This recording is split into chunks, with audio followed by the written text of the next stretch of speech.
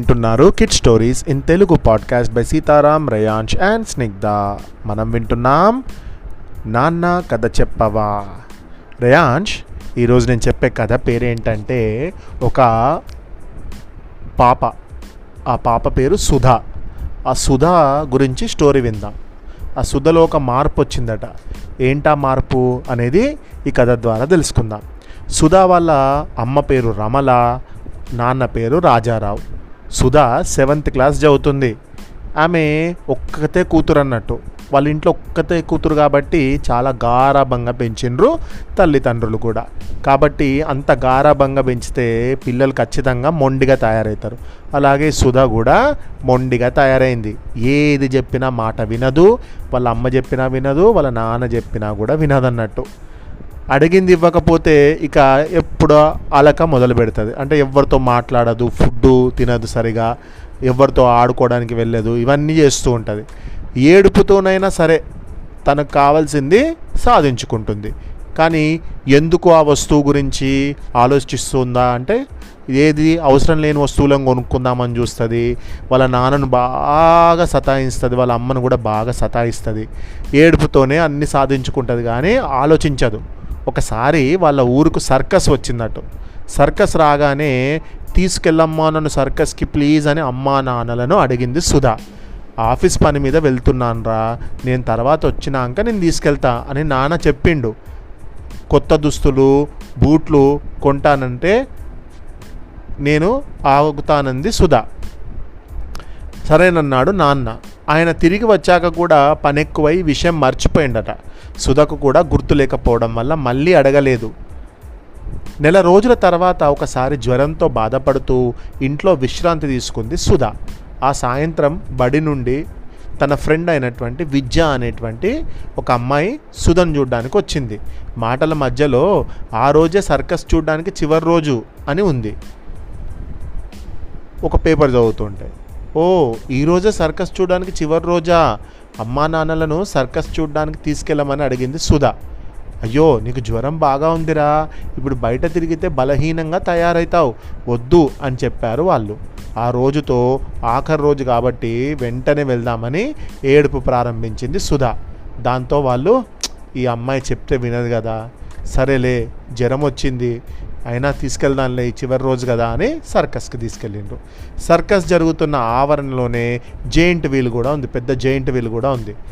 సర్కస్కు సమయం ఉండడంతో giant wheel ఎక్కుతానంది Sudha. అయ్యో నీరసంగా ఉన్నావురా, నీ కళ్ళు తిరుగుతాయి, వద్దురా అని చెప్పాడు వాళ్ళ నాన్న. వద్దు వద్దు అనొద్దు, నేను ఎక్కుతాను అని. 7th క్లాస్ ఉన్నా కూడా అట్లా మొండిగా చేస్తుంది. నా ఫ్రెండ్ విద్య ఎక్కింది, నేను ఎక్కుతాను అంది సుధా బింకంగా.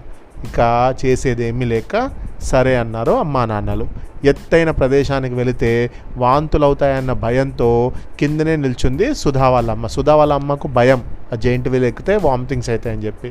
జెయింట్ వీల్ ఎక్కి నాన్న చెయ్యి పట్టుకొని కూర్చుంది సుధా. కానీ పైకి వెళ్ళేసరికి భయంతో ఆపండి ఆపండి ఆపండి ఒకటే కేకలు పెట్టింది. కూతుర్నే చూస్తున్న వాళ్ళ అమ్మ ఆపరేటర్కి చెప్పి చక్రాన్ని ఆపించింది. ఆ ప్రదర్శనలో ఏమేమి ఉన్నాయో చూస్తూ వెళ్తుండగా ఐస్ క్రీమ్ కనిపించింది. అసలుకే జ్వరం వచ్చింది సుధకి. ఐస్ క్రీమ్ కొనమ్మని అడిగింది వాళ్ళ నాన్నను. జ్వరంతో ఉన్నావు, ఇప్పుడు తింటే జలుబు చేస్తుంది అని చెప్పారు. కానీ సుధ వింటదా? వినలేదు. ఏడుపు ముఖం పెట్టేసరికి ఐస్ క్రీమ్ కొనిచ్చాడు వాళ్ళ నాన్న. అలా అన్నిటికీ మొండితనం ప్రదర్శిస్తే కష్టం. వద్దని చెప్తే వినాలి. నువ్వు పట్టిన కుందేలుకు 3 కాళ్ళు అనకూడదు. నీ మేలు కోరి చెప్పే ఈ మాటలు వినాలి, సరేనా అని అన్నాడు సుధా వాళ్ళ నాన్న. ఊహు వినను అని అడ్డంగా తలూపింది సుధా. ఐస్ క్రీమ్ తినేసి బయటకు వస్తుంటే సుధా నాన్న వాళ్ళ ఫ్రెండ్ కనిపించిండు. వాళ్ళు కూడా వాళ్ళ ఫ్యామిలీతో వచ్చిండు. ఆయన భార్య కొడుకును సుధా అమ్మకు పరిచయం చేశాడు.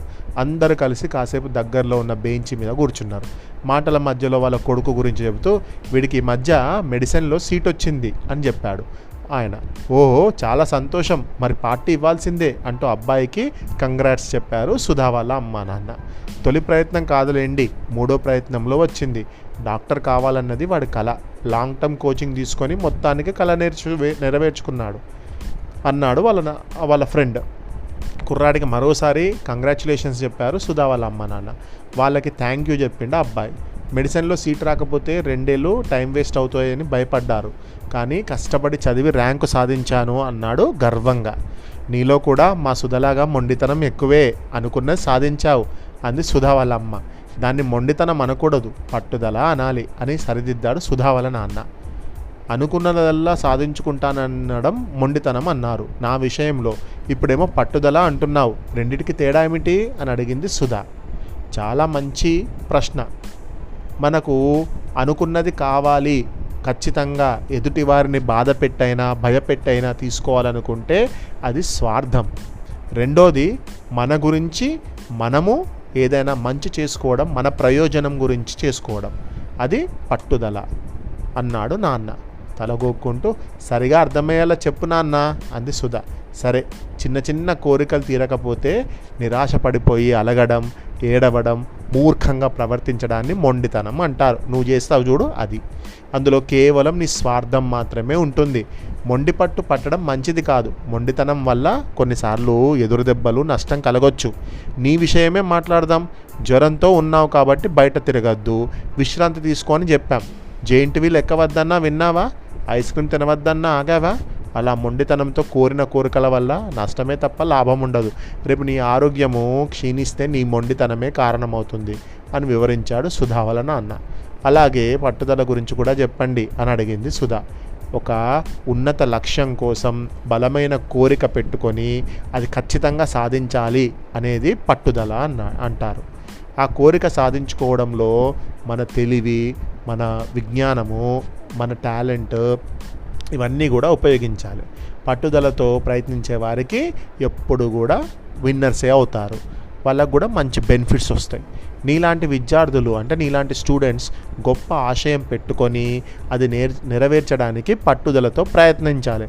అప్పుడే ఇగో చూడు ఈ అబ్బాయిలాగా మంచి స్థాయికి వెళ్తావు అని చెప్పాడు సుధా వాళ్ళ నాన్న. తనకు అర్థమైంది అన్నట్లుగా తల ఆడించింది సుధా. ఇక ముందు నేను మొండితనం వదిలేస్తాను, మీ మాట వింటూ కష్టపడి చదువుతాను నాన్న, పట్టుదలతో ప్రయత్నించి గొప్పదాన్ని అవుతాను అని మాట ఇచ్చింది సుధా. వాళ్ళ అమ్మ నాన్నతో సహా అందరూ హాయిగా నవ్వుకున్నారు. కానీ సుధకు ఈ ఐస్ క్రీమ్ తినడం వల్ల జ్వరం వచ్చింది. మరి అవన్నీ పనులు చేయొద్దు కదా. వాళ్ళ నాన్న వద్దన్నా వినదు కాబట్టి జ్వరం వచ్చింది. కానీ డాక్టర్ దగ్గరికి వెళ్ళి ట్యాబ్లెట్స్ తీసుకొని జ్వరం తగ్గింది. ఇంతటి చక్కటి కథ రాసిన వారు నారంశెట్టి ఉమామహేశ్వరరావు. మీరు ఇలాగే మొండితనం చేస్తారా ఇంట్లో? చెప్పు రేయాంష్.